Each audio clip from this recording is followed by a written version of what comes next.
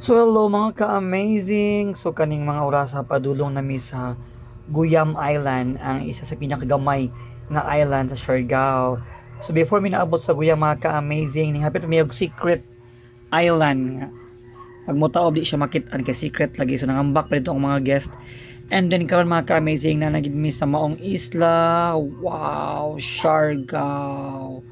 So ingon ani ang palibot, grabe ka nice with Sir Plapla ning labay.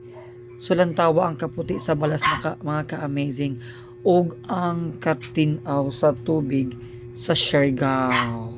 So karon tan-awa ang Guyam Island, makaingon jud kag sana all. Gamay kay siya nga isla din. Naay part rin mga ka-amazing, naay duha ka buklubing nga mura siya naghalok, nga porma siya heart. So mo niya nga mo ang guide aning Lakawa, si ate nalimot ko sa name. Og iyahang gi-drone shot ang amo ang guest from Dumaguete. So grabe kanindot pack. And then mga ka-amazing paghumaning biyahe na plan mi kay hapon naman gituyok mi sa moang bangka sa maong isla before mag-uli mi sa General Luna nga Pantalan.